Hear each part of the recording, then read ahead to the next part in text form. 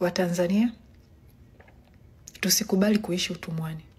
Serikali iliyopo madarakani sasa hivi haina tofauti na wakoloni.